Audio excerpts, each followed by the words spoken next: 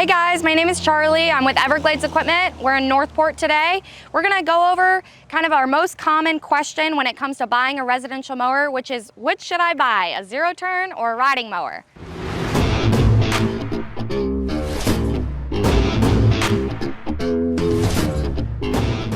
All right, so the first thing we're gonna go over is kind of the speed differences between these two. And just so you know, we're comparing kind of apples to oranges here, right? But this is our example for the zero turn. This is a Z315E. It's got a 42-inch deck, a 20 horsepower motor, and then over here we've got the S120. It's got a 22 horsepower motor and a 42-inch deck as well. All right, so just to kind of walk around and see the differences. Again, this is a Z315E. This is obviously our zero turn example. So to walk around, kind of see the differences, the deck layout's gonna be exactly the same between the two, 42-inch. You got your deck washout. You obviously, when you're getting up here to the controls, you have arms here instead of a steering wheel, right? You've got the comfortable high back seat. And then when you come over here to this side, you can see your controls are laid out a little bit differently. So you've got your deck lift dial here, which you control with this foot peg and then this dial. Then you've got your PTO to actually engage your blades. You've got an hour meter, your key, your choke and your throttle combined into one, and then just your engine compartment in the back here. All right, jumping over to the S120 now, again, our example for the riding mower. You've probably seen this type before, but this is, I mean, generic kind of riding mower. So you've got your engine compartment under here, like a hood of a car, you can access everything there.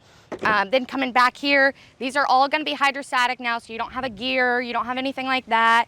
So you've got a forward pedal, a reverse pedal, a good solid steering wheel. You've got your choke here and your throttle combined on one, just like the Z315. You've got your PTO to engage, your hour meter, you've even got cruise control on this model, and then you've got a nice comfortable seat on this one as well. And this is your deck lift over here on this model. So really easy to do that as well. All right, so we just kind of did an overview of both. And again, the first thing we're gonna talk about is the speed differences between these guys. So I know I just talked about the horsepower, but just as a general rule of thumb, zero turns are faster than riding tractors.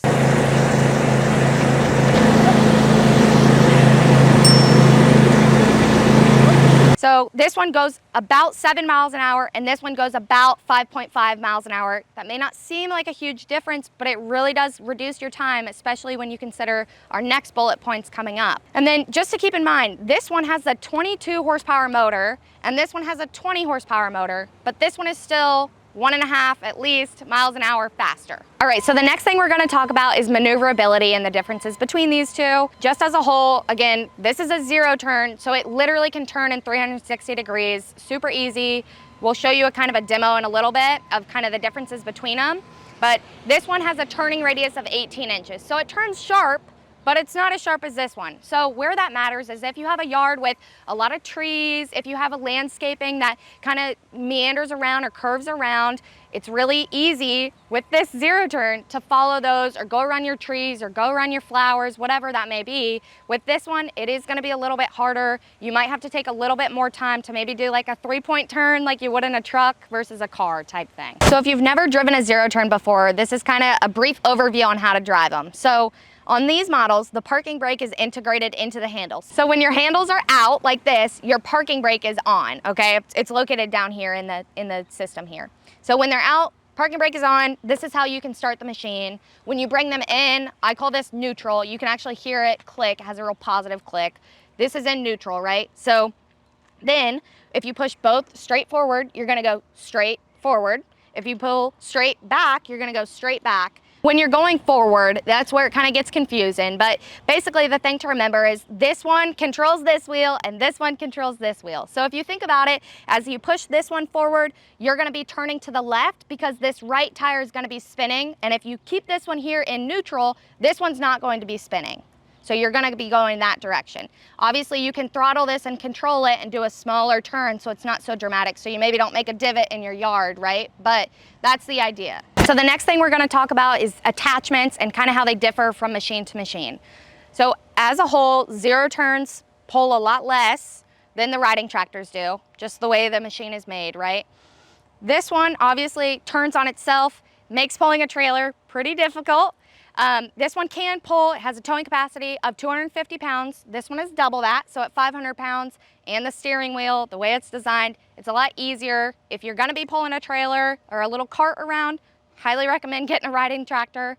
That being said, mulching kits, bagging systems, anything like that, you can put on both of these machines. The decks are exactly the same. So any concerns about that type of thing as far as actual grass capabilities, they both are the same. But if you're really wanting to tow stuff, you want to pull, maybe you have a small trailer or you have a cart already, I would really recommend sticking with the riding tractor. All right, the final kind of thing we're going to talk about is the comfort between the two. Both, honestly, are very comfortable to drive if you're used to them both. The thing I will say, and I keep going back to this is probably something you have driven before. This might not be. If you're the type of person who's kind of creature habit, you like the same thing, you don't really like change, just stick with this one. You don't have to go to this one just because your neighbor has one. These are always great machines. They have been for a lot of years. They're easy. You know how to drive them. You have a forward pedal and a reverse pedal, a parking brake, and a steering wheel. That's it. This one, you got to practice a little bit. I tell everybody maybe takes like 3 mows if you've never had one in your yard. Probably takes 3 mows to really get used to the thing and know how to drive it properly. All right, so just to wrap it up, today we kind of talked about the differences between zero turns and riding tractors as a whole, maybe why you should pick one. And just as an example, we use the Z315E and the S120, just 2 models we had in stock and a good example. We kind of went over 5 different points there. And thank you guys for watching. Like and subscribe.